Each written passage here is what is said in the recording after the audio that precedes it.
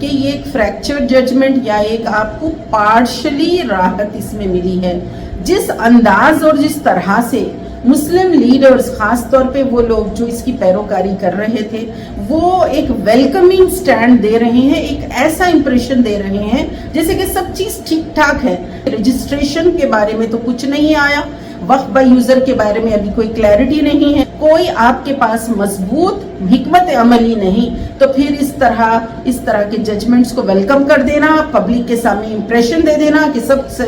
ٹھیک ٹھاک ہے, سب چنگاسی, ایوری تھنگ از فائن, یہ سب ہمارے ایشوز کو کارپیٹ کے اندر برش کر دینے والی ایک بہت ہی کنٹینیوس ہماری یعنی پالیسی ہے جس ملک ہندوستان میں مسلمانوں کے جو حقوق ہیں, خاص طور پہ جو ان کے دستوری حقوق اور مذہب کی آزادی کے حقوق ایک کے بعد ایک قانون کے ذریعے پوری طرح سے ختم کیے جا رہے ہیں. وقف ایکٹ 2025 بھی ہمارے جو جائیدادیں ہیں, ہماری جو مساجد, مدرسے, خانقاہ, عیدگاہیں, قبرستان اور بہت ایسی ہماری جائیدادیں جہاں ہمارے تعلیمی ادارے چلتے ہیں, یہ تمام چیزیں اس قانون کے ذریعے حکومت کے اختیار اور کنٹرول میں چلی گئی ہیں.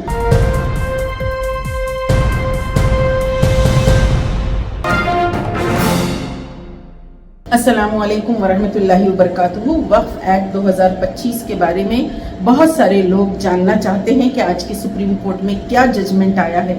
آپ اور ہم اچھی طریقے سے جانتے ہیں کہ اس ملک ہندوستان میں مسلمانوں کے جو حقوق ہیں, خاص طور پہ جو ان کے دستوری حقوق اور مذہب کی آزادی کے حقوق ایک کے بعد ایک قانون کے ذریعے پوری طرح سے ختم کیے جا رہے ہیں. اور وقف ایکٹ 2025 بھی ہمارے جو جائیدادیں ہیں, ہماری جو مساجد, مدرسے, خانقاہ, عیدگاہیں, قبرستان اور بہت ایسی ہماری جائیدادیں جہاں ہمارے تعلیمی ادارے چلتے ہیں, یہ تمام چیزیں اس قانون کے ذریعے حکومت کے اختیار اور کنٹرول میں چلی گئی ہیں. تو ایک بڑا نقصان مسلمانوں کا ہوا ہے اور مسلمان سپریم کورٹ گئے ہیں, لیکن سپریم کورٹ میں کچھ امینڈمنٹس کے یعنی اس کے نکات پر چیلنج بھی کیا گیا اور ہیئرنگ بھی ہوئی اور آج کچھ حد تک راحت ملی ہے. لیکن یہ بات اچھی طریقے سے سمجھنا چاہیے کہ یہ ایک فریکچر ججمنٹ یا ایک آپ کو پارشلی راحت اس میں ملی ہے. جس انداز اور جس طرح سے مسلم لیڈرز خاص طور پہ وہ لوگ جو اس کی پیروکاری کر رہے تھے وہ ایک ویلکمنگ سٹینڈ دے رہے ہیں, ایک ایسا امپریشن دے رہے ہیں جیسے کہ سب چیز ٹھیک ٹھاک ہے. صرف ایک پوائنٹ کہہ کر میں اپنی بات آپ سب کے سامنے اختصار سے رکھنا چاہتی ہوں کہ رجسٹریشن کے بارے میں تو کچھ نہیں آیا, وقف بائی یوزر کے بارے میں ابھی کوئی کلیئرٹی نہیں ہے. اگر رجسٹریشن مینڈیٹری ہے اور امید پورٹل پر سب کو رجسٹر کرنا ہے تو کیا ہماری جماعتیں, تنظیمیں, ذمہ داران ایسا سسٹم اور میکینزم رکھیں کہ آئندہ 2 سال 5 سال میں پورے گاؤں دیہات کے ہر جگہ کی جو ہماری وقف مساجد ہیں, مدرسے اور قبرستان ہیں, ان سب کو اس پورٹل پر اپلوڈ کیا جائے. اس کے لیے کیا ڈاکیومنٹس مانگے جائیں گے, کس طرح سے رجسٹریشن کا پروسیس کمپلیٹ ہوگا, اور اس کے لیے جب تک کہ کوئی اسٹریٹجی نہیں, کوئی ویژن نہیں, کوئی پلان نہیں, کوئی پروٹیکشن کی, تحفظ اوقاف, تحفظ مساجد کی کوئی آپ کے پاس مضبوط حکمت عملی نہیں, تو پھر اس طرح کے ججمنٹس کو ویلکم کر دینا, پبلک کے سامنے امپریشن دے دینا کہ سب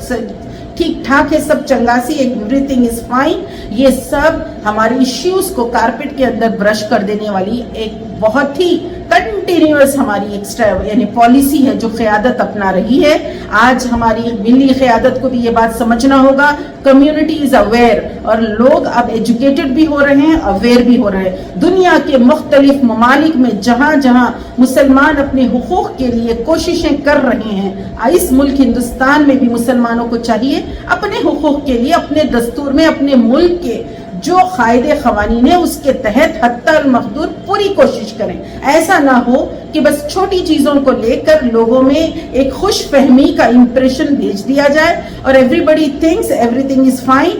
ہم آپ سب کو یہ بتانا چاہتے ہیں دا وقف ایکٹ 2025 یہ بہت بڑا سیریس اور ڈیپ چیلنج ہے. کمیونٹی جب تک کہ آرگنائز سسٹمیٹک وے میں ایک پلان اسٹریٹجی کے ساتھ ایک محنت اور کوشش نہیں کرے گی, صرف جلسوں سے, کانفرنسز سے اور نعروں سے ہرگز ہم اپنے وقف جائیدادوں کو نہیں بچا سکتے. ریموٹسٹ آف دا ولیجز اور ٹاؤنز اور ڈسٹرکٹس میں جا کر ہم کو ایک پراپر لیگل اور ایک ایڈمنسٹریٹو ہیلپ سب کو فراہم کرنا ہوگا اور بہت سسٹمیٹک وے میں اس کے لیے کام کرنے انٹلیکچوئلز، ایڈوکیٹس اور بہت سارے والنٹیئرز کی ضرورت ہے۔ تحفظ اوقاف ایک کنٹینیوس ایفرٹ ہے، اس کے لیے ایک تحریک، ایک موومنٹ چلا کے اگر خدمات کریں گے ضرور ہم اپنی وقف جائیدادوں کو بچانے میں کامیاب ہوں گے۔ جزاک اللہ خیر، السلام علیکم۔